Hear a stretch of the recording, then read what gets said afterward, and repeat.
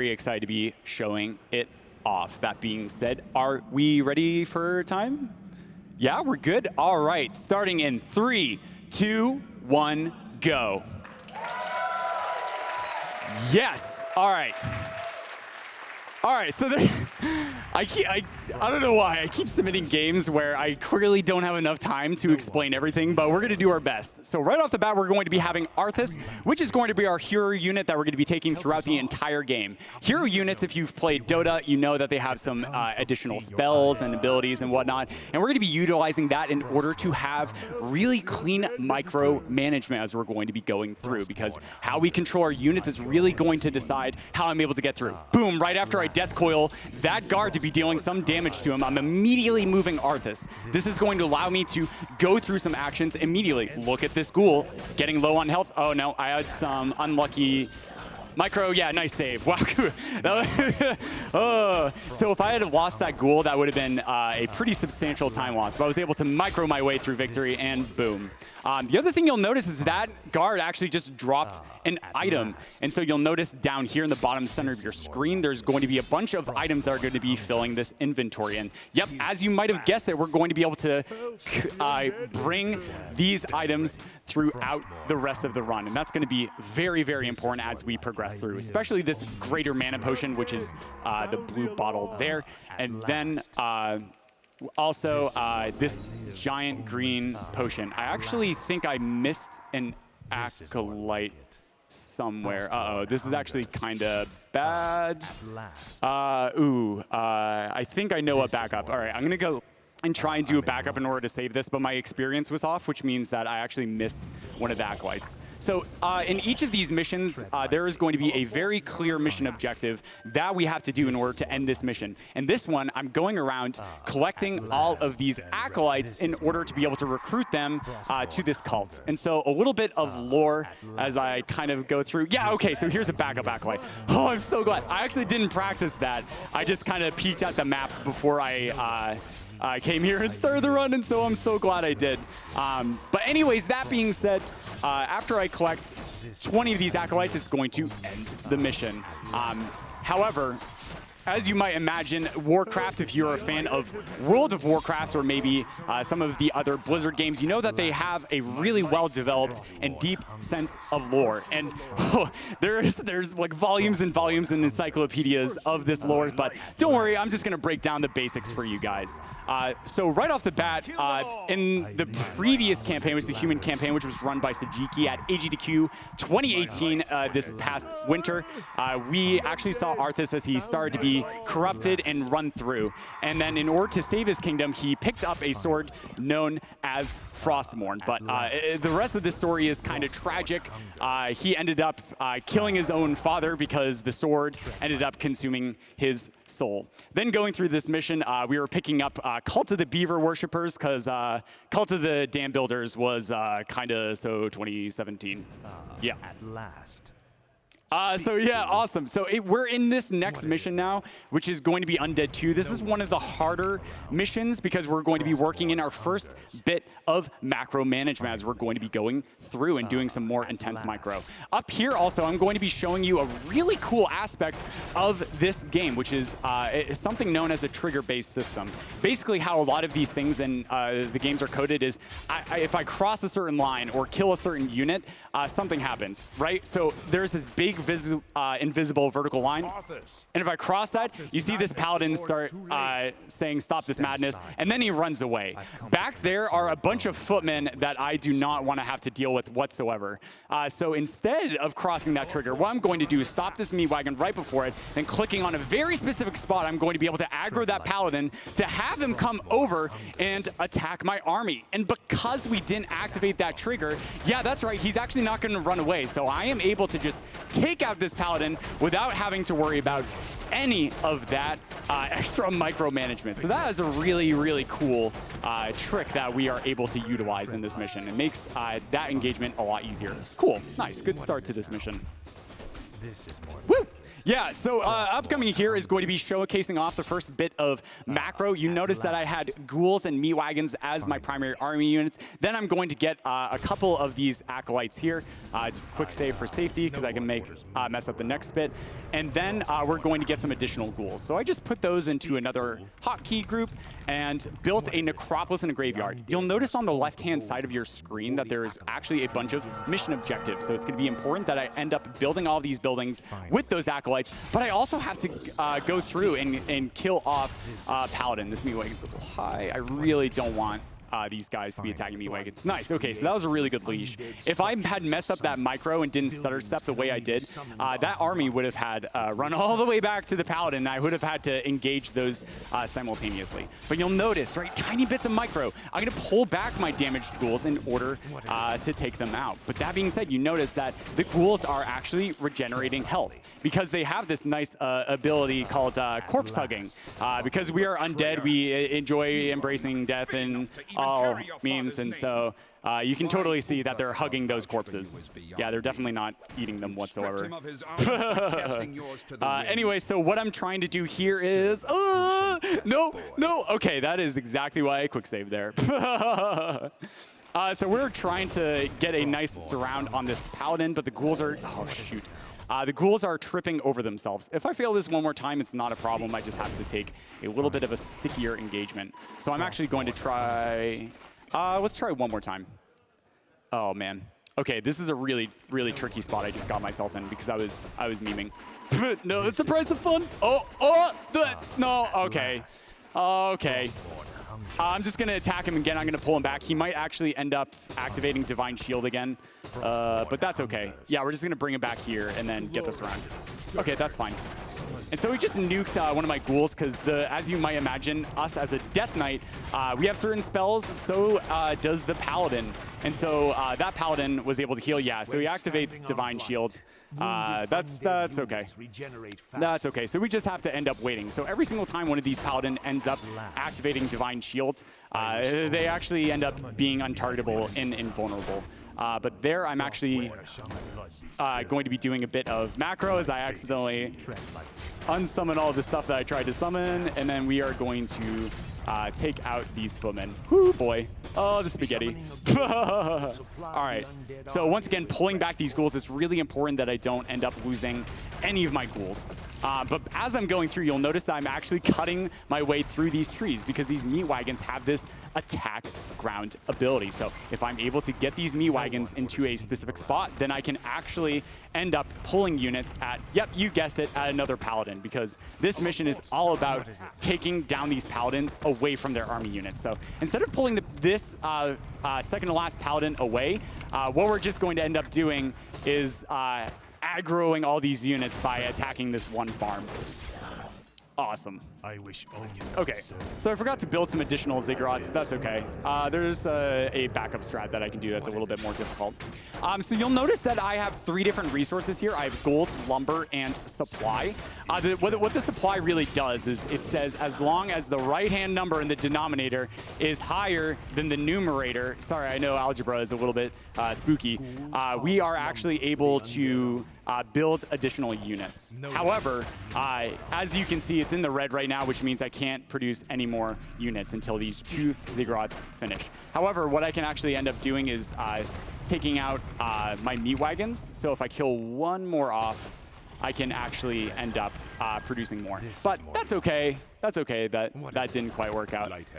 There's still one footman alive, but we're going to take this engagement. So what I'm actually going to do is I'm going to engage with Arthas first, and I'm going to take 2 hits with Holy Light. And this is just to add a little bit of spook factor. Definitely totally marathon safe. I would never do anything to compromise my run whatsoever, as I'm sure you guys would know. Oh, that was a little close, a little bit spooky. All right, nice. He nuked another one of them. Okay. All right, and okay, so there's a little bit of a heal.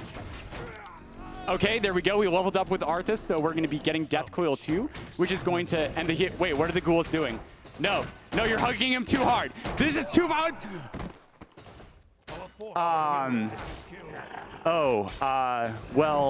This is, Oh, okay, there he is. All right, yeah. Whew. Whew. Yeah, yeah, we're fine. All right. Yeah, so that's actually completely planned. When you actually cross that cutscene trigger there, you actually end up respawning Arthas. Debated. Cool. All right, so what we just did there was we punched Uther Pendushmonger in the face, which caused him to end up bringing up Divine Shield in order to become invulnerable, but he's playing a little bit hard to get, but unfortunately, unlike Anakin Skywalker, what do you do? Oh no! Oh no, I got a yellow card. Uh-oh. Please don't ban me from GDQ, Bula. Oh no, the step. Oh no, I get one more chance. All right. Okay. All right. Whew. Man, this GDQ staff are really intimidating. Yeah. Yeah, but thank you guys. But unlike Obi-Wan Kenobi, unfortunately having the moral high ground was not an advantage here. So we were able to take down our mentor. Cool. Yeah, so here's a little bit of a cutscene level. I just skipped it. I'm gonna have to wait for 2 to 3 seconds here to guarantee I don't get a soft log. Yeah, there we go. Okay, so on to Mission 3. Mission 3 is really cool because it's going to really showcase off that I don't actually have to build a base, right? Like a lot of these missions have this idea where it's like, oh, we're gonna give you an enemy base and be cool and take it down and then you expand and stuff and build a huge army. Nah, I'm just gonna take the starting units and go take down the enemy base. But as you can see, it's all the way over here in the bottom right-hand corner. It's gonna be a bit hard to get to, and we have to actually travel through some water, but whew, I mean, being an undead, Arthas is pretty dried up, and so he's going to be a little bit of that water phobic. He never took swimming lessons when he was a younger lad, and especially being undead, you know, they don't really like water. So hopefully we're going to be fine trying to get into the night elf, not the night elf, the high elf base, but we'll see what Arthas is going to be doing a little bit later. So here I'm going to set up my units in a really specific fashion. Here's Sylvanas. Just listen. I am Sylvanas Windrunner, Ranger General of Silver Moon. Yeah. I advise you to turn back now. So there's a bit of a meme in the community that's like, I'm Sylvanas Windrunner, Ranger General. It's like completely assertive, and then it's, yeah, she's just gone. That's fine. We'll be seeing a little bit more of Sylvanas a little bit later, because I know she's one of everybody's favorite characters. Yeah. All right. So here we summoned some spooky skeletons, and this isn't Spoopy Tuesday, but it's pretty close, as we're about to see, because bringing these skeletons down in order to engage the enemy units, they're going to get a little bit spooked out by these skeletons and target those over my actual other army units. So it's nice that we can just summon these like timed life guys, and then they actually are able to help us out a bit. But here we go. I'm going to sell 2 units at this item shop to get a little bit of extra gold, and then we're going to bring Arthas in here because, as we know, the Cult of the Beaver worshippers are just really obsessed with beavers, man. Yeah, it's pretty weird. I don't completely understand why, but we're not judgmental here on GDQ, so if you're into worshiping beavers, go for it, man. Anyway, so here I'm going to build a base in their base because I want to sort of get closer and get to know these beaver worshippers a little bit more, because you have to be one with the environment, right, in order to truly embrace the beaver. Oh no, the cries of terror from the beavers. Oh, Arthas, you're so cruel. You're killing them all off. Oh, darn. Oh, nice. Okay, so this is actually really great. So even though I'm like memeing about and stuff, I actually was able to hold on to all of my ghouls. And so in the upcoming section, when I have to destroy a couple of enemy structures in the final base, it's going to be really nice that I have all of these extra units. Yeah, but yeah, so over here, we actually just picked up 2 additional things. One of them is this health stone, which is going to get us a little bit of safety, and this Book of the Dead, which summons 4 skeletal warriors and 4 archers. That's going to be very, very useful for this mission when we're going to be attacking the enemy base. But here we go. We're going to be selling that health potion, buying a scroll of healing, which is that nice AoE heal we saw me use. Now I'm going to buy 2 of these scroll of town portals. As you might imagine, we want to return to our beaver habitat in order to get get some R&R after murdering and slaying all of these high elves in their own home location, right? That can be emotionally taxing. I mean, imagine Arthas, right? He's just here, and he just murdered his father, and then like expecting Uther Pendushmonger to like have his back and be like, nah, man, you know, your father was kind of old and whack anyway. It was time for him to go. They just all betrayed me, and they just tried to like murder me. Like, this is emotionally scarring. Why are you people laughing at this? Oh my goodness. Oh, yeah. So it's really nice to be able to just return to our natural location, and so, you know, but as we go out, you know, even though they are beaver worshippers, it's nice to have a new family. So we're setting up for a nice little family picture here. But anyways, also as we're going through these meat wagons, they deal siege damage, so they're going to be dealing extra damage to buildings. So I'm definitely going to want to do it. But you know, it's time for Arthas to get over his water phobia. So we are going to use the scroll of town portal to teleport in the water. Okay. Yeah, because if you're a beaver worshiper, you gotta be. Whoa! What are you doing over there? And we're in the enemy base. Yeah. Oh no, me wagon. Okay, so what actually ended up happening there is I was able to basically use the Scroll of Town portal in order to teleport to that town hall. However, it also allows me to actually pick a spot on the ground, and so it teleports your army in that specific formation that you set up, and then also into that general location of where you actually ended up telling them to teleport to. So with that, we can't land in the water. However, it's still within this big circle. And so the closest patch of ground that we were able to land on just conveniently ends up being in the enemy base. And by doing this, we actually skip over a trigger, which ends up spawning some extra units and eventually also the enemy hero. And so it's really insane that we are able to do this, and really shows off just how crazy like a lot of these games can be. So it's not just impressive having all of these like fusion of macro and micro mechanics, but then also having these really cool and flashy sequence breaks as well. So that was really awesome. I'm happy I was able to show that off this marathon. Awesome. This meat wagon's getting a little damaged, so we're just gonna back him on up, take out that hero shrine, and then this castle is the last building we'll have to take out. So that being said, as we're doing cleanup, we have time for one donation. And that one donation happens to come from the entire couch behind you for $15. We are all here to support you, Covert. Good luck. Oh, thanks, guys. Oh, it means a lot. Yeah, so back here, I have my friends that, oh, yeah, I forgot to end up doing a roll call, so we'll do that in a bit. There's going to be a mission where I can like pull a full 180 on the in my chair and introduce the couch. All right, but yeah, so here we're introduced to Crypt Fiends, which are actually a really powerful ground-to-ground attack unit, but they can't target air. Oh no, oh shoot. I accidentally crossed a dialogue trigger, so I can't gain control of these Zeppelins just yet. I have to wait. I was a little bit overeager. Yeah, and there we go. So that's a bit of a time loss. That's okay. That was just a little bit of a mistake on my part.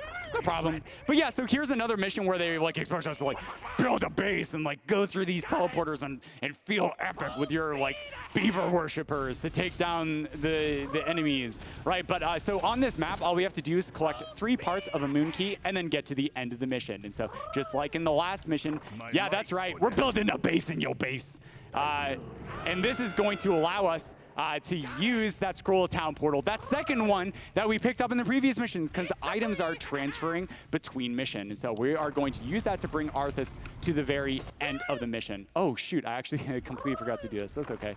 Oh, no, he needs to be down here. So here I'm actually just going to pick up a nice little item. It gets me a little bit of extra safety and saves a tiny bit of time. And that is going to be a Scroll of Mana. Oh, yes. And so that is just like an AoE, just like the Scroll of Healing, but it restores mana, because in order to summon skeletons, in order to activate these death coils, I have to spend mana in order to do that. And so if I run out of this resource, which is shown by these blue bars that are going to be appearing over the units' heads, then I can't actually end up casting those spells. So boom, there's a death coil to take out that priest. So now we have a dead body. And when you have dead bodies, you know what that means. Yeah, that's right. Spoopy Tuesday coming early. And okay, there's one Necromancer on the ground. Okay, race the skeleton. One of them's getting target fired, so I have to be a little bit careful. The moment he loses health, that makes him a target for the rest of the units. It changes the aggro priority slightly. Okay, there we go. So we're going to be going through. And now it's time to summon a few more extra spoopy skeletons. And then we're going to take him out, bring the Crypt Fiend over for some micromanagement, then bringing all of my other available units, microing my melee units over to the side for a little bit. Okay. Let's summon some more spoopy skeletons, and that looks good. Okay, let's quick save, because this is very important that I'm doing this in a very specific way. If I mess it up, then I lose like this entire meat wagon. And nice, we were able to get the first key. And so in order to get each of these keys, as you see, I have to end up destroying these altars. But that's right, those are buildings. So this meat wagon is going to be dealing extra damage to that building. So we take most of our primary army units to be able to take those out. However, here we are going to be using this meat wagon in this little tree area and distracting them with these spoopy Crypt Fiends, because I don't know about you, spiders are a little bit spoopy, but undead spiders are even more spoopy. So acolytes are also really nice because we actually end up using them to repair meat wagons as well, and so they can kind of distract all of the other Deuterinos. Yeah, there we go. There's the next Moon Crystal. I really want the full health Zeppelin. And so we got our second one. So there is one more to get. And this one is actually a little bit more interesting to get. So I really need to destroy this meat wagon. But as I mentioned, I cannot get units unless my supply is low enough. And as it turns out, there's shops to buy items, and there are shops to buy units. And so over here, Temple of Boom. So they're not quite beaver worshippers, but they are going to be quite explosive, I promise you. So here we go. We just picked up some goblin saplings, or goblin sappers, excuse me. And if you remember techies from Dota, they are going to be used. Yes! Oh my goodness! I can't believe he made it. Yeah! Wow! Oh my goodness. And then we just teleport Arthas to the end because the Necropolis just barely has enough health right at the end of the mission to be able to get through. Awesome. That was great. Cool. That being said, up here in our next mission, it's just going to showcase a lot of macro right at the start. We're going to get an extra crypt because that's where we build crypt fiends from. And then the main objective is to destroy 4 gigantic granite golems.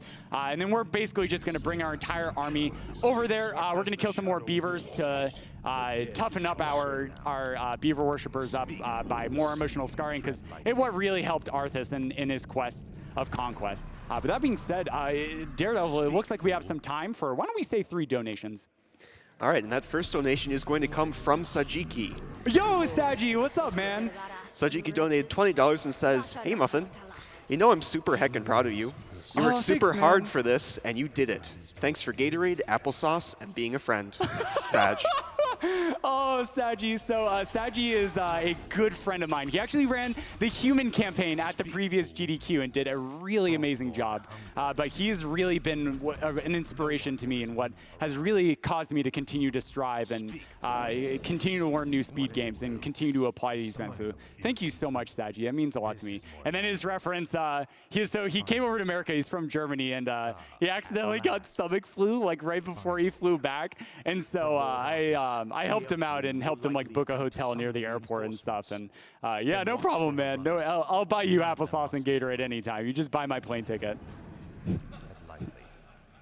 Yeah. Anyways, sorry, Daredevil. Please keep going. We have an anonymous $1,200 donation. Wow!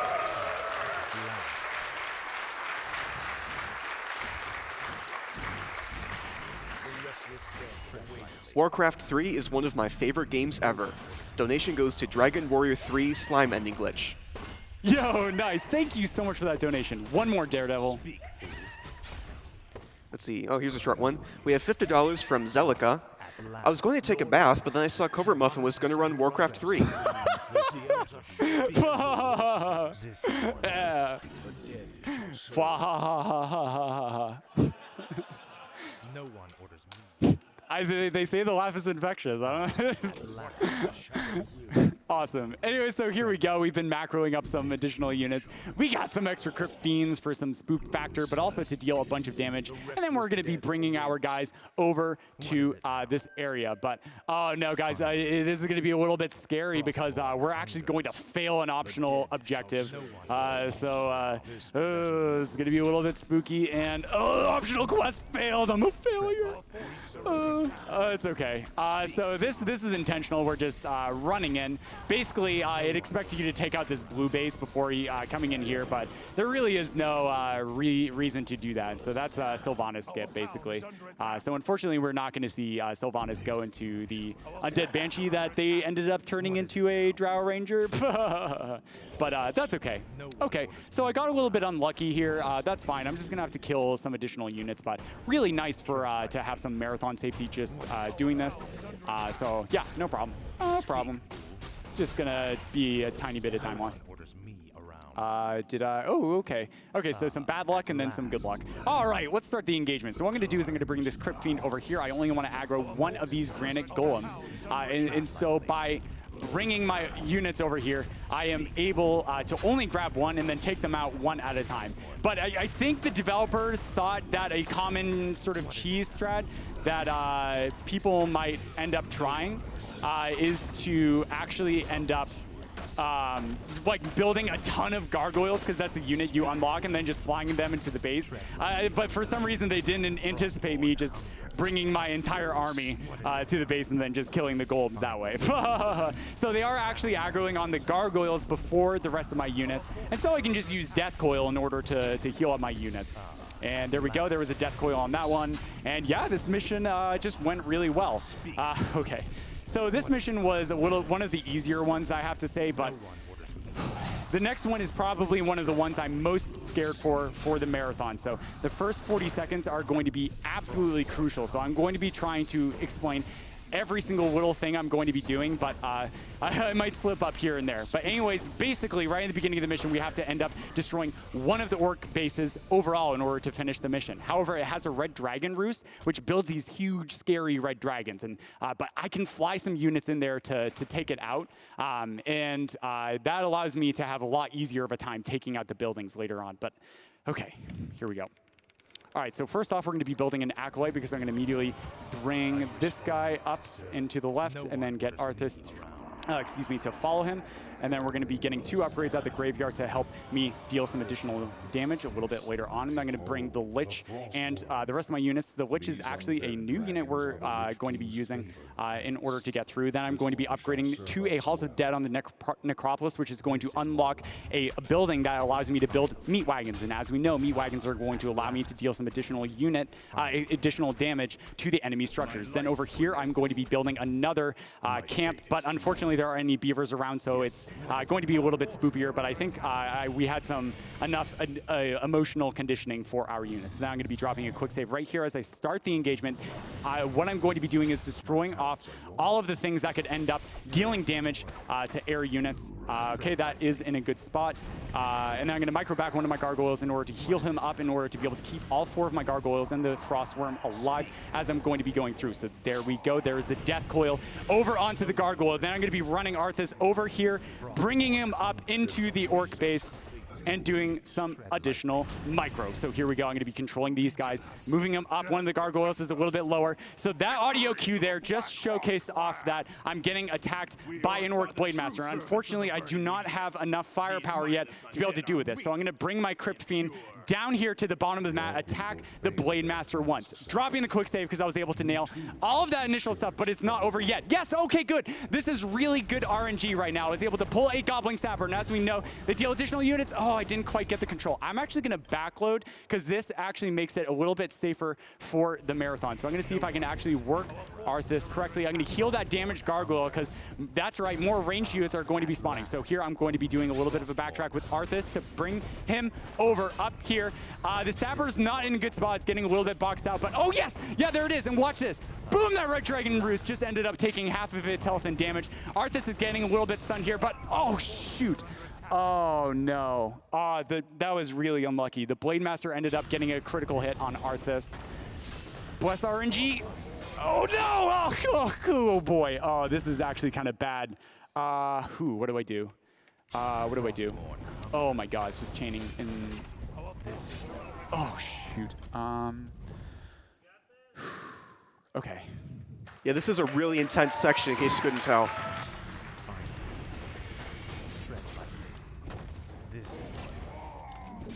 All right, I got it. Okay. All right. Okay. Oh my god. Okay. All right. Okay, so one of the red dragons ended up coming up, so we're actually going to end up having to take him out with that, but that's okay. We're actually still have Arthas alive, and that is probably one of the more important things than taking out, using this ability that I have, which is known as Death Pack, is going to allow me to sacrifice one of my units in order to be able to get Arthas up on the health. Then I'm going to be using a Death Coil on some of these rage units that are going to be taking down the Crypt Fiends. No, Arthas, no! No, I just was able to... Oh, this is so hard. Let's try one more time. If not, it's okay. I have some backup I can do. Oh no, I didn't.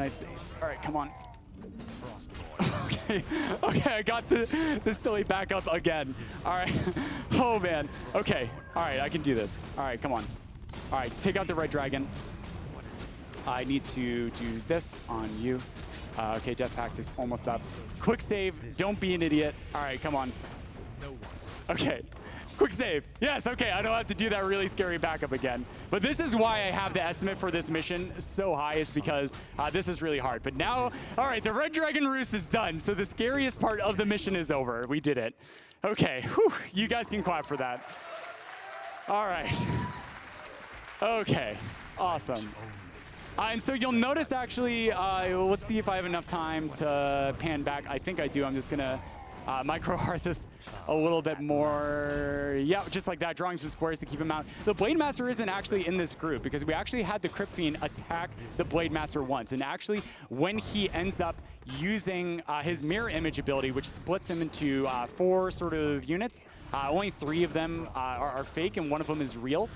That actually allows us to oh my goodness, I'm sorry, allows us to stop the Blade Master. So where he actually ends up casting that mirror image, it causes him to just be stuck there. But now that we have the Necropolis up, we can use the Scroll of Town portal to bring the Lich and the Meat Wagons over. Now because the red camp has actually created a finite number of ranged units, they are not going to be producing these ranged units to attack the air units for the rest of the game. So all I have to do is, really funny, just run Arthas around in squares for a bit until all the ground army is dead, and then I can just build more Meat Wagons out of the slaughterhouse. So that is really awesome, guys. We have hit critical mass, and I've successfully done the mission.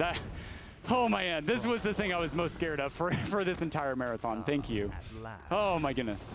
That being said, Daredevil, we have time for a good number of donations because it's just going to be a couple of minutes of cleanup. So you can go ahead and read, why don't we say 4 donations? All right, 4 donations it is. We have $25 from Tinker Tonk. I'm assuming this is the same CovertMuffin we used to play StarCraft 2 with for the day nights. Oh yeah, it is. Yep, yeah, indeed. I was on Fun Day Monday quite a number of times. Good luck on the run and show your RTS chops. Donation is runner's choice. Oh, thank you so much. Yeah, keep going. We have $30 from Fishy66. When I was a kid, I would spend hours playing single levels of Warcraft 3. You guys are the best. I'll also donate another $30 if you click a sheep until it explodes. Oh, ooh, is there another sheep that I can do that on? Oh, I don't know. I don't think I'm going to be able to do that. I'm so sorry. The sheep are like in the beginning of the game. Yeah, sorry about that. Oh well. We have $15 from Chaotic Echo. Had to donate during Covert stream. The man, the myth, the muffin. Thank you so much. Donation goes to runner's choice. Awesome, thank you. We have $30 from Rukarik. Hey, CovertMuffin, I love your positivity and commentating. Oh, thank you. Thank you so much for all the joy you bring. Donation goes to runner's choice, and P.S. best of luck with your run. Yo, thank you so much. We have $150 from Orals1. Hey, Muffin. A friend of mine introduced me to your runs of Jedi Academy a couple of months ago. Oh, cool. And since then, I've watched every single GDQ run by you that I could find. Wow, that's wild. Thank you. That's a lot of runs. Yeah, it is a good number of runs. Love the positivity and those awesome laughs. Hyped to see one of my favorite games get crushed. P.S. Take a bath. Take a bath.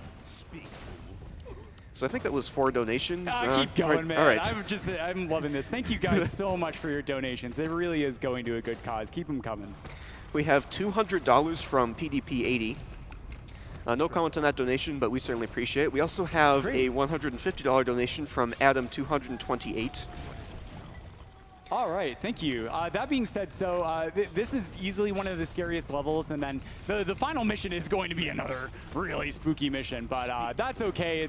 I'm definitely a lot less scared of that mission because I've had a much more amount, because a lot of these strats, like this one in particular, I didn't actually end up learning until like a couple of weeks ago, and so it's really insane. There's especially one Warcraft 3 runner in particular who's really been pushing the meta forward and really trying to motivate me to use a lot of these optimal strats. And so major shout outs to you, Blaster Port. Thank you so much for all of your support and hard work. Can we get a cheer for Blaster? He really deserves it, man.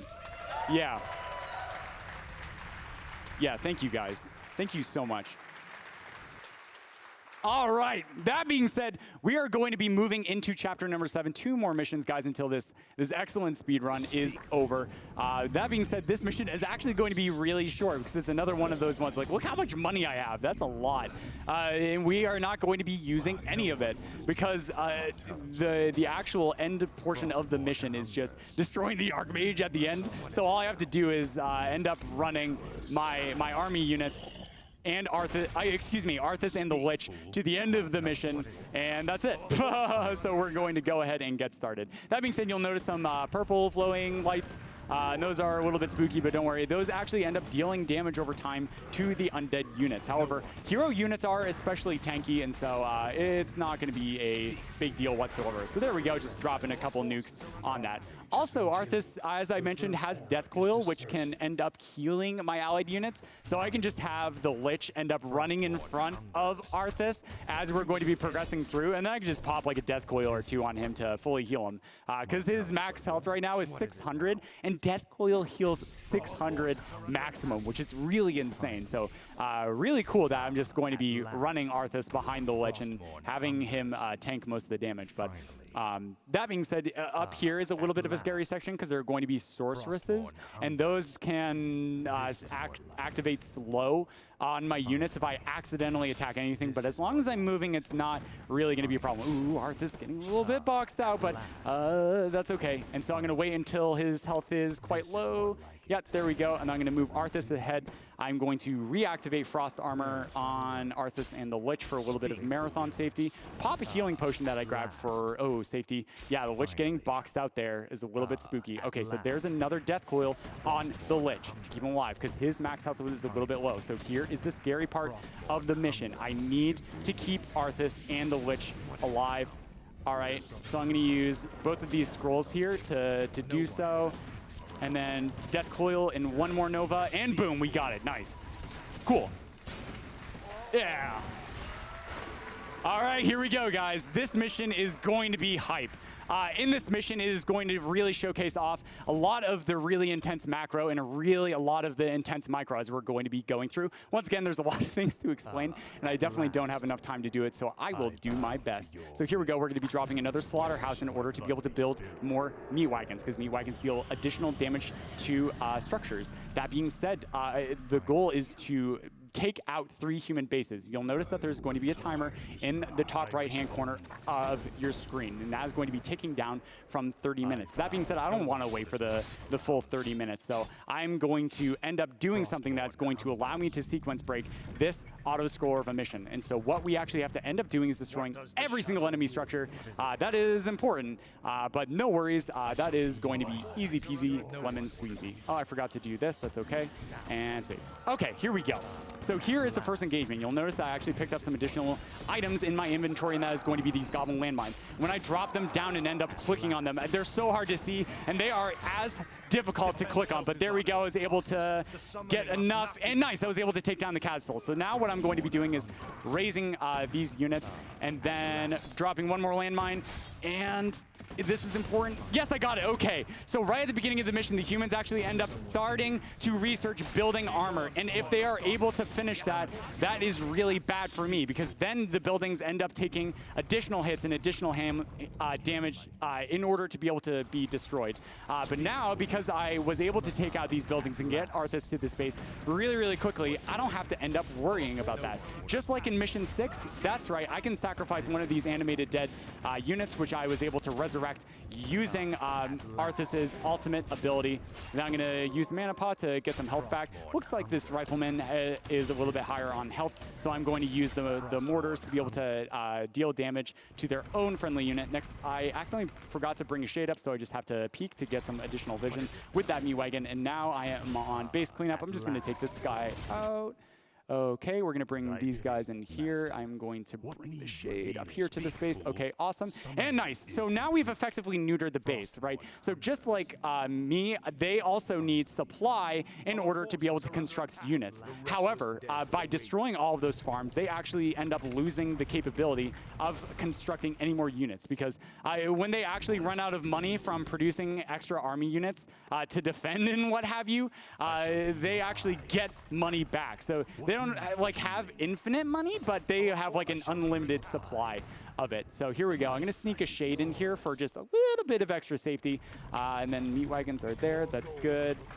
Just continuing to micro these Meat Wagons even more. All right, and here is the second base. That being said, though, I'm going to be bringing my army into a very specific position. So here I'm actually going to manipulate the AI on these knights, pulling them over to the left because they have a lot of health. And so my goal here is to get all the low health guys really close together. Okay, so here I'm going to heal using that health stone. It was not only helping me regenerate little bits of health. Oh no, I can't see that mine. All right, I might have to backload. Okay, so I'm going to use this for marathon safety. Come on. All right, come on. This is going to be really close. I'm going to bring in my army to be able to death pact again. All right, I'm going to run Arthas back because he might actually end up being taken out. Oh, all right, let's summon some spooky skeletons. Yeah, it's Tuesday, guys. All right. Yeah, and we're able to do it. All right. All right, we're able to. So we did it. Okay, we got in there. Yeah. Man, I'm so hyped for Spook Tuesday. I don't know about you guys. All right. So now that we got in here, you notice that these glowy, shiny lights, that's right. That means that the enemy is actually summoning more and more units. So what I'm actually going to end up doing is destroying all of these unit-producing structures. And if I'm able to do this, what ends up... Ooh, Necromancer died. That's fine, that's fine, that's fine. I am able... Oh, no, I don't want a ghoul. Get out of here. Get out. I don't need any more corpse huggers. If I build more Meat Wagons, I'm able to destroy these enemy structures. That being said, I actually had to take up a little bit of a different engagement than maybe one I kind of wanted, so I have to use some of my Meat Wagons to take out this Arcane Sanctum, because that is also actually making more units. Oh no, the Double Knight. All right. So I have to be very careful. I do not want to lose a single Meat Wagon throughout this mission, so I'm going to be doing little bits of micro in order to peel away in order to get the Knights to attack other ones. Next, I'm going to set this rally point over here. No, I'm going to set it onto that Meat Wagon, set a different control group, right? No more army units in this means that these Meat Wagons are going to be completely free to be able to clean up the rest of the enemy buildings. Next, this damaged Meat Wagon, I'm going to micro him back as I'm going to be taking out this tower, and then I'm just going to be moving this Meat Wagon to the left to make this cannon tower intentionally miss. Oh no, he took a hit. Is he going to go down? Nope, no, we're fine. We are fine. Easy peasy, lemon squeezy for breezy. All right, awesome. Yeah, I hear you laughing back there, Echo. You can't hide from me. All right, so here we just got some free reinforcements. These Fellhounds are actually really cool. Run, no! All right, that's fine, not a problem. And they actually don't cost supply, which is really, really cool. And that's going to actually end up allowing us to be able to not go over the supply cap. The next thing I need to check, oh no, it's on that one. So that the last base actually summons Griffin Riders and ends up sending them to go destroy my guys. And so I need to make sure that I repair these towers that are taking damage. There's one more wave of Griffin Riders. Actually, for a little bit of marathon safety, I'm actually going to upgrade this second one. So I am exactly at 90 supply, which is the max supply cap for this game. But yeah, we just were able to effectively take out the second base. So what I'm going to do is I'm going to move my army up, and then we're going to have Arthas go on a magical adventure. Because not just Beaver Worshippers are special, but also magical artifacts that allow me to take back control of my friends against their own will are going to be very, very nice and essential. That being said, though, so because the second base is done, I'm just going to have this one damaged meat wagon end up clearing out the rest. But here we go. I'm going to be dropping a mine. Okay. All right, this is really low on health, actually. This was... I should have let him heal. Monka S. All right, this is fine. This is fine. Please? Please? Shh. Shh. Shh. Yeah, they saw nothing. Okay. Woo-hoo. All right. Okay. Okay. It's okay. Breathe. Breathe. Holy muck! Whoa, that's a lot of meat wagons. I did not mean to bring that many over. That's okay. Yeah, look at this. Good. I'm glad I did this for the marathon safety of bringing that over. Okay. So, no, you do not need to go over there. Go up there and join your brethren. Okay. So now I'm going to start progressing and making strides to be able to go and take out the last base. This Crypt Fiend, I knew I was short one Crypt Fiend. Was lagging behind a bit, but that's okay. Yep, okay. So this, the latter portion of this mission is all about split control. I am going to have 3 different sort of groups and sects of units that I'm going to be controlling in order to be able to bring them around and be able to take down the enemy structure. So my goal here, of course, is going to be progressing these guys into the final base as soon as possible. I could have started mobilizing these meat wagons a little bit sooner, and so I lagged behind, but that's okay. I get really nervous during marathon performances. But yeah, here we go. So just taking out these towers for a little bit safety. These are actually some of the buildings that we actually don't need to end up destroying, but I like to do it because it gets me a little bit of extra safety, even though it ends up losing me a good little bit of time, but no problem whatsoever. Yeah, okay, so now we're going to be sending these meat wagons up here in order to destroy those buildings, while this guy is just going to be working his way down, and then we have one more tower to bring down, and now it's time for the final engagement. This is going to be intense. Here we go. No, no, no, no, no, no, you stay back here. No one orders you have to wait. All right, save. Okay, so now what I'm going to be doing is I'm going to be dropping a landmine down here. I'm going to start to debate some. I'm going to mind control one of the Griffin Riders and then effectively cut his Griffin Riders army in half by taking 2 more. Bring them down. If any of those survive, that's nice because that's a little bit of extra damage I'm going to be able to inflict onto the enemies. But there we go. I'm going to be taking out the cannon tower, death coiling that Archmage. I have enough health to do this, so what I'm going to do is I'm going to attack this castle once, which is going to cause the militia to end up coming down to Archmage, though. Getting aggro downwards is really bad because there he goes. He's actually casting Blizzard right now. So attacking that mine is going to allow me to, take down that. So I'm going to start mobilizing my army units into the enemy base now. And there we go, using the web ability, as I explained in an earlier mission, to be able to bring those Griffin Riders to the ground. Yeah, I'm just going to heal that Crypt Fiend for a little bit of additional safety as I'm going through. These meat wagons, why are there so many over there? Oh my goodness. That's okay. They are just going to go on a magical adventure to join their friends in the final base. But there we go, healing the Fellhound, especially with Crypt, with that Death Coil, because they actually don't end up costing any supply. So there's really no reason to end up losing that. That was an intentional loss on that Crypt Fiend there. Don't worry about it. Don't freak out. But because they actually end up taking supply. But as you imagine, because the meat wagons end up dealing additional damage to buildings, I'm actually going to want those to bolster my army for the very end of the mission, because I only need a finite number of units to be able to take out this initial engagement, and then I'm just able to progress into the cleanup phase after I destroy these unit-producing structures. But there we go. There's a knight actually that just came out. I'm going to split micro this, trying to not overdo it on some of those meat wagon shots, because if additional meat wagon shots end up getting shot out, you only need like 2 to destroy it, but if 5 go up in the air, yeah, that's right. That's 3 meat wagon shots that I could have been applying elsewhere in order to be able to effectively destroy these buildings a little bit faster. And that's a really fascinating aspect of this like RTS speedrun in general, is that there's a lot of balance with how I end up wanting to be able to go through and clear out this base. But yeah, there we go. There's my huge surplus of meat wagons from down there that are going to be sneaking in this choke point to be able to get in this base. That's totally fine.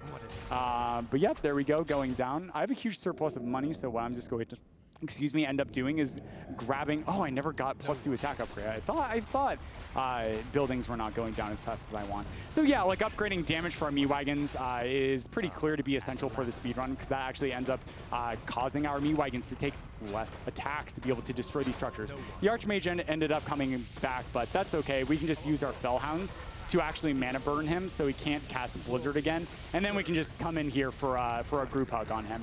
To be able to take him down. And one more Griffin Rider is going to be able to make his way out, but no problem. We're just going to ground him using the web ability once again.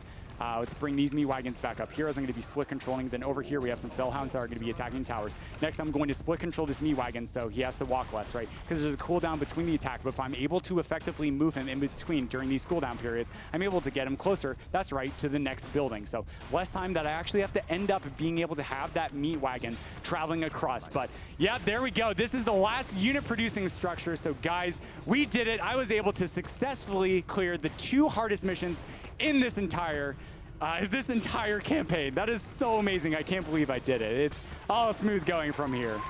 Wow. Unreal, man. Oh my goodness. I get to breathe. Oh man. Oh, I'm so lightheaded actually from just like non-stop talking for the last couple of minutes. Daredevil, while I breathe, why don't you go ahead and give the last round of donations? We have about time for two quick ones. We have $200 from NSS-CODECIR. Don't forget to take a breath muffin. You got me. One more. And get ready on time. Okay. So we have $50 from the Classic Games team at Blizzard. Great to see. Oh, wow. Yeah, great to see all the tricks in Warcraft 3 to get the fastest run. Wishing you the best from the Classic Games team here at Blizzard. Wow, thank you guys so much. I love you guys. But that being said, with skipping this cutscene is going to bring up the victory screen and time. Yes, dude. Yes. Woo. Oh, man.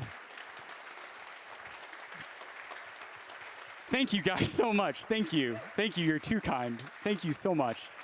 That being said, some quick shout-outs. I would not have been able to come here. Saji, as he donated earlier, Blaster, really put in the effort. He actually has a world record in this category with a sub-40 time, which is really insane. And he has some really impressive strats on other missions. So if you saw all of these strats you saw me doing were cool, definitely go to speedrun.com/WC3, click on the Undead campaign run, and watch his world record. It's a really great watch. That being said, also major shouts to Savasuka, who really helped me pick this up. And because I forgot to do roll call at the beginning, major shouts to MunchaKoopas. Hey, Muncha. Thank you, Grim, for joining as well. Richard, hello. I love you. And TGH, who's going to be running Celeste later. And Muncha also has a run. So, guys, thank you so much once again. This is going to do it for me.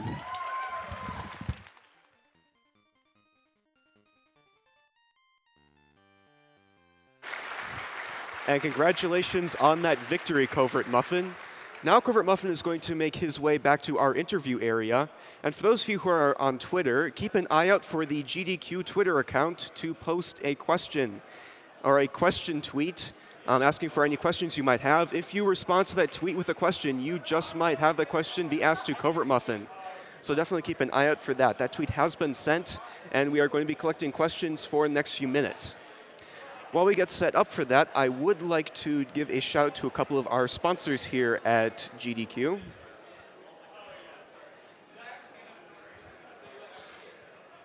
GDQ is sponsored by Tokyo Attack.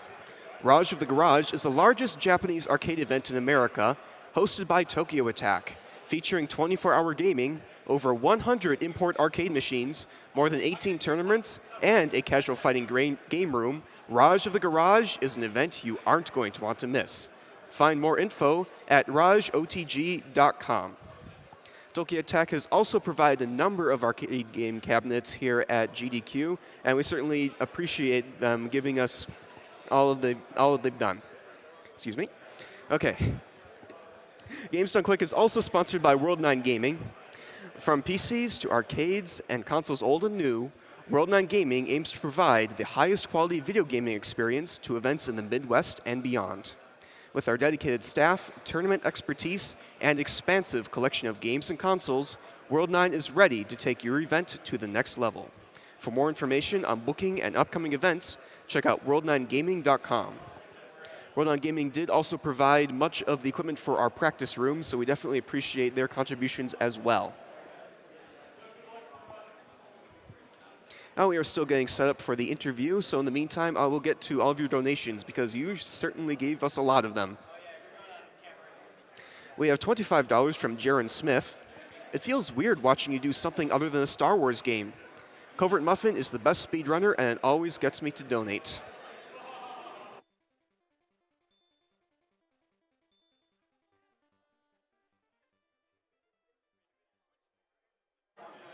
And we are going to take a quick Twitch ad break, so stick around. We will be back soon with more Summer Games Done Quick.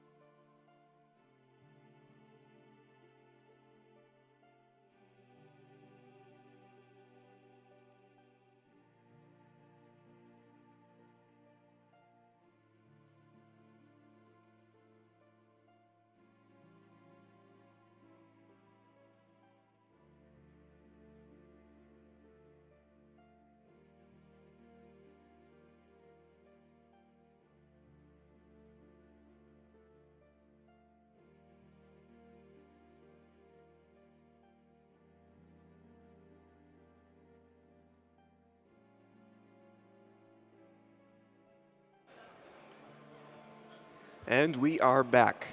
We have a $25 donation from Brute0331. The first speedrun I ever saw was CovertMuffin running Star Wars Jedi Knight 2.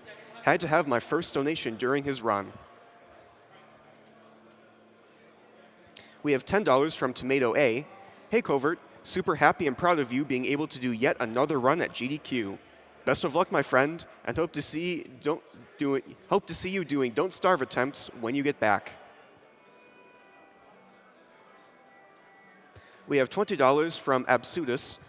Good luck on the run, Muffin. Whole JKA Discord is on party hard mode.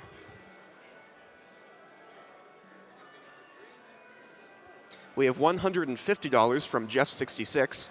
First time watching live. Lots of great Warcraft memories. Keep up the good work this week.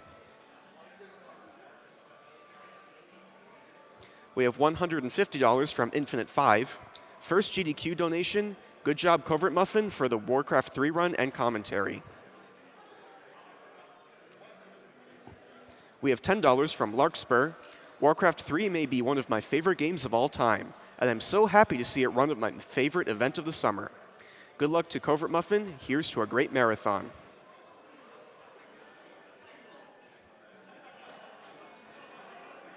We have $150 from D Slizzle. Gotta donate during CovertMuffin's run. Keep it up. Day nights for life.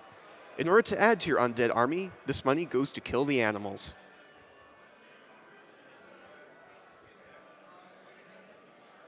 We have $50 from Edward23. Hey Muffin, it's awesome to see you at another GDQ, as AGDQ2018 introduced me to you.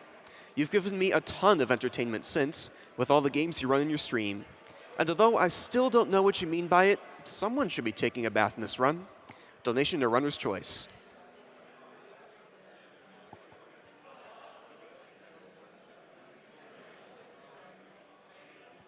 We have $30 from Magus Conjurer. Warcraft 3 is one of the games that has inspired me the most. Every time I see it on the list, I make sure to donate during its time slot to support both the amazing charities and bringing more Warcraft runs each year.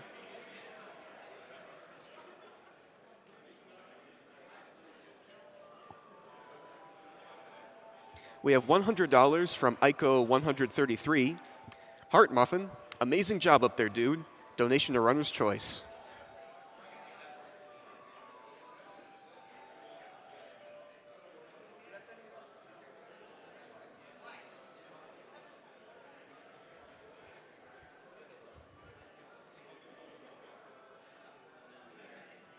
We have $40 from Peter Nelson.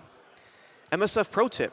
If you couch and slide on the same frame that you complete surgery, your doctor will clip straight through the borders and save lives all over the world. And that includes the animals. That's amazing. I should check out that strat sometime.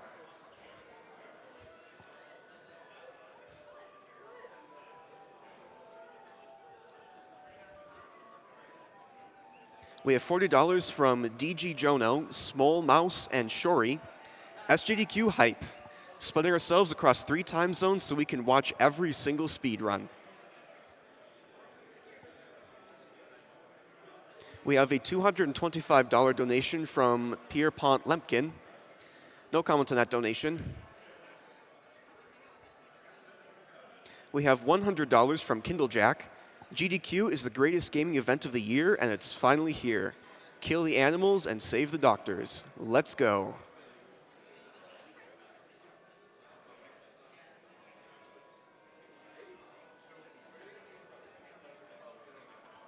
We have $250 from Abunai Gaming. Hey, SGDQ, enjoying the run. That Shantae race was hype. Put whatever is needed to get Gimmick to 3,000 for the incentive and put the rest to saving those animals. And I'm just going to check in. We have actually met the Gimmick Best Ending incentive, so definitely look out for that. On a couple of our other incentives for Resident Evil 4 costume choice, Special 1 is in a commanding lead with $1,432.16, while Normal has just $100.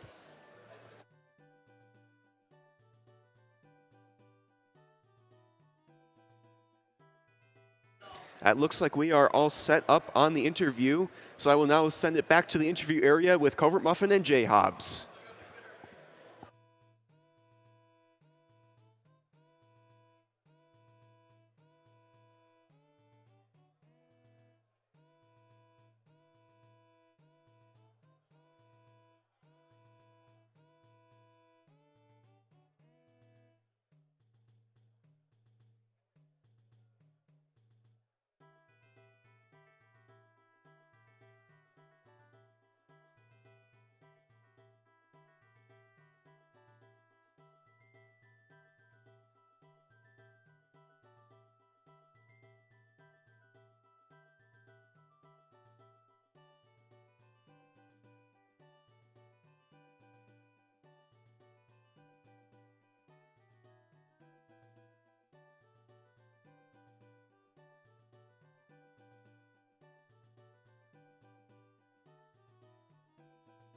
Enjoy like the AI manipulations and what have you that go into the game itself. And so like in a lot of those situations in the engagements, especially in that final mission, I had been pulling the units in very specific fashions and then also controlling units to make sure that you efficiently get through the sections. And so all of these like little strategies and like routing things, and like I did a lot of backups, right? Because you like IL speed runs, those are really optimized, but the single segment runs oftentimes don't have that. And so you have to be really good at thinking on the fly. And so a lot of the backups for the movement tech with those speedruns in Academy transfer over in a similar fashion with the RTS, with those backups. Okay, I love great. that. Yeah, and with RTS, the other aspect that you get that you don't generally have to worry about is you have this weird macro and micro dynamic, right? It's almost like how routing a randomizer or something, right? To a degree, you have this extra element on top of the intense execution that you have to like think about. So how does that really play into StarCraft? Do you find yourself changing micro or macro strategies very much, or is it more just adapting to small things? Yeah, it's pretty interesting. The nice thing about the Warcraft campaigns is there are a good number of missions where we don't really have to worry about doing things simultaneously, and especially in that campaign and the other Warcraft 3 campaigns, most of the missions are like really micro intensive in the game itself, right? Because like compared to other RTS games, in Warcraft 3 we have these hero units, and those hero units like Arthas plays a huge role. And so Warcraft 3 is also more of a micro intensive game. You get more return, more time save by having well executed micro, and then for those specific missions where I'm like building meat wagons and what have you,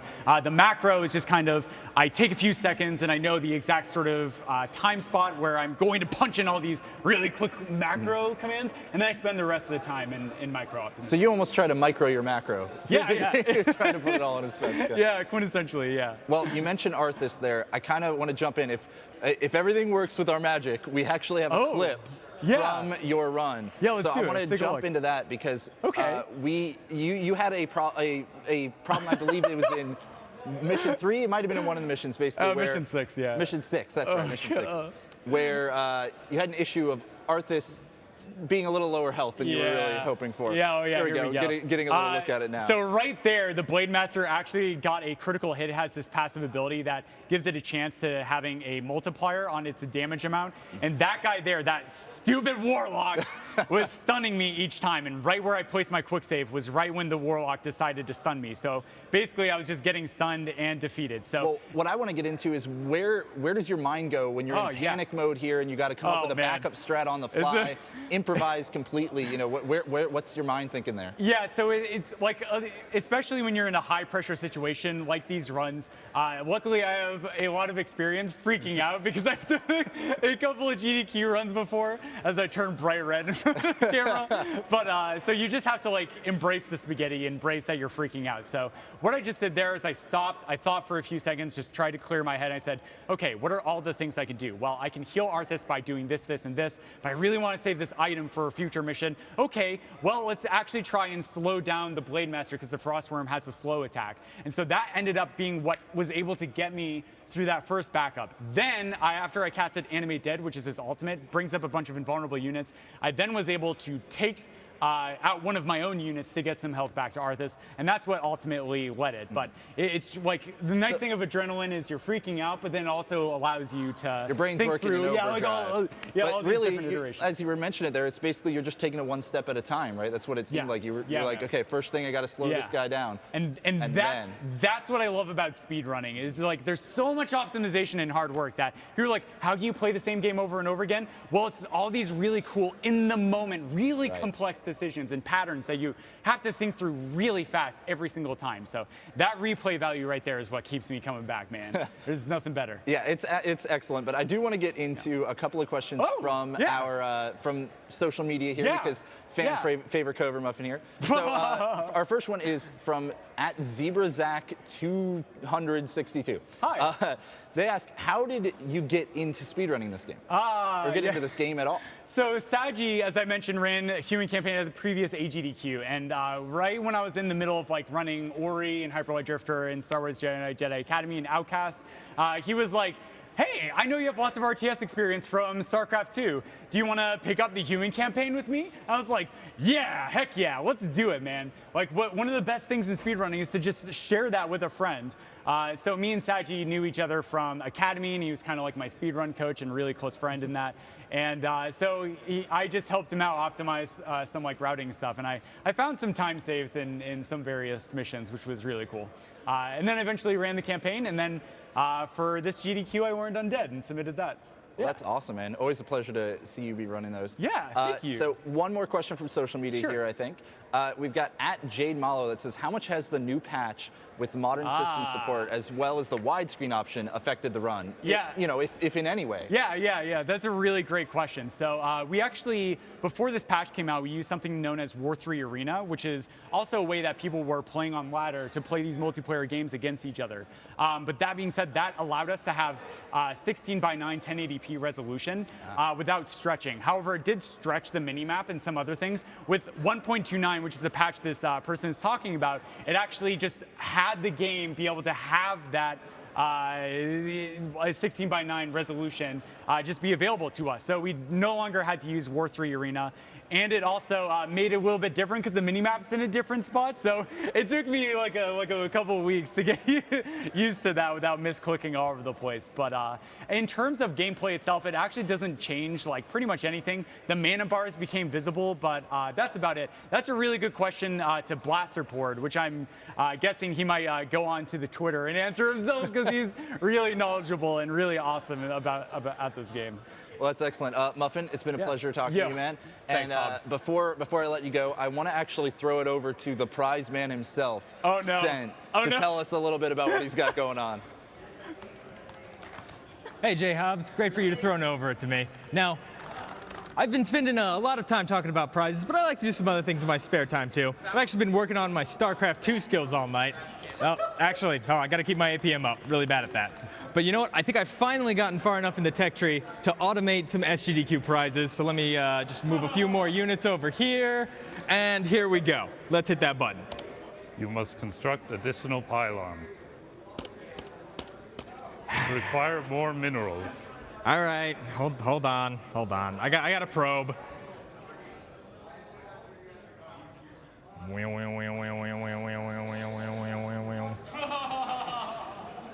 number is sensitive?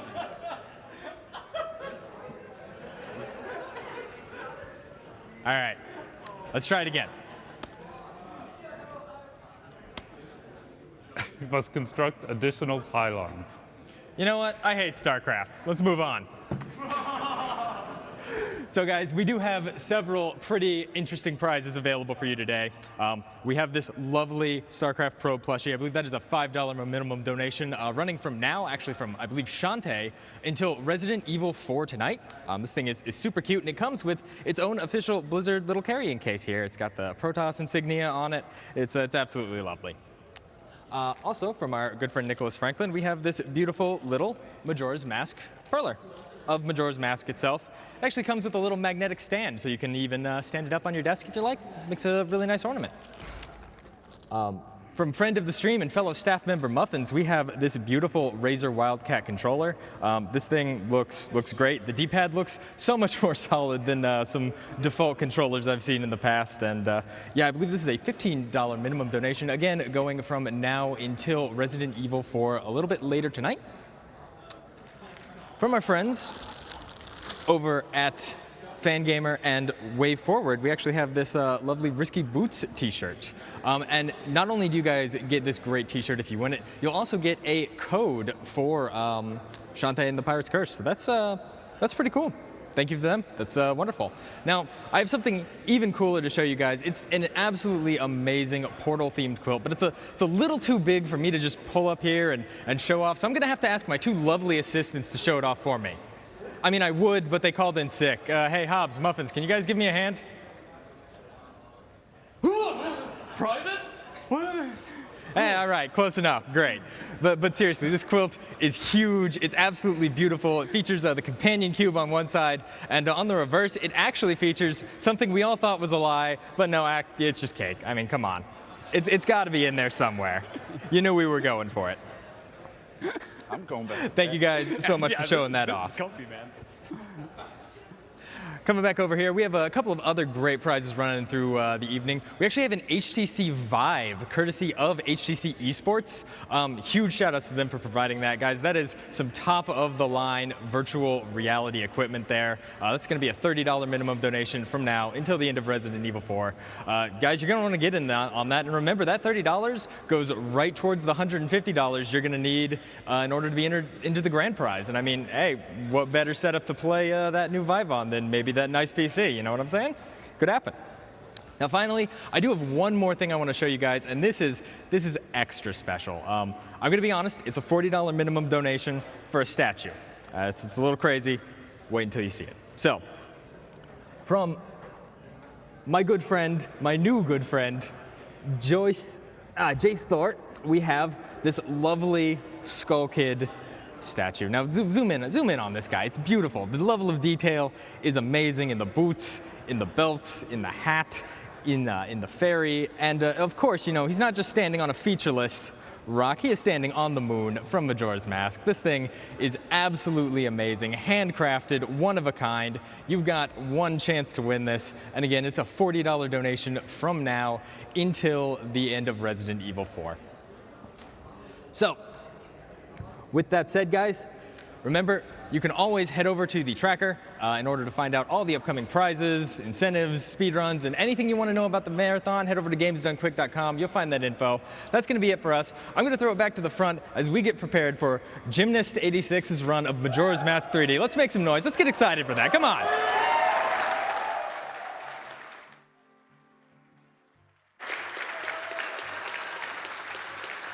Well, I agree, Seth. That statue definitely did look amazing. So we're still getting prepared on the setup for Majora's Mask 3D.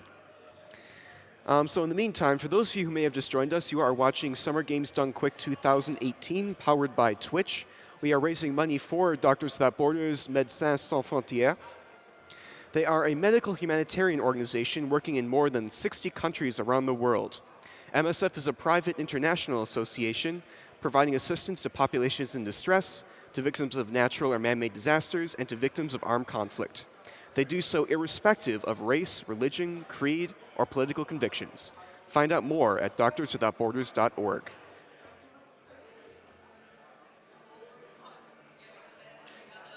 We have $30 from Shadowancer. My heart goes out to all those doctors without borders. Hoping this donation will help them get the borders they need. Well, I guess it's a good news that they don't seem to really need any borders, so all that money can go directly towards all of the humanitarian aid they provide. And they have provided a number of different photographic exhibits and an exhibit table here at the GDQ event, so definitely check that out if you want to learn even more about our charity. Now we have a very special $150 donation from DDR Boxman. Greetings from the OBS team. Keep pushing us to make great software. So yes, DDR Boxman is indeed one of the developers for OBS.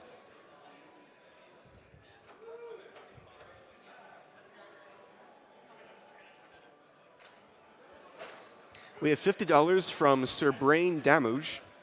Working on my own game now, and we're adding in a timed boss rush mode. I hope enough people like it to see it rep to a future GDQ event.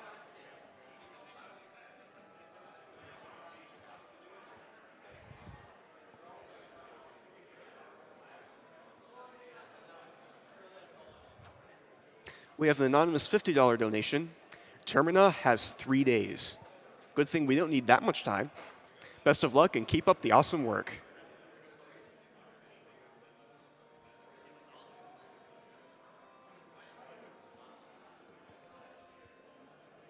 We have $10 from Odessian.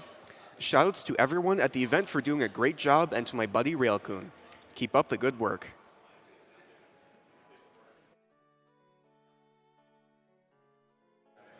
And we are all done on setup. Take it away, Gymnast86. Oh, man. All right. Thank you very much.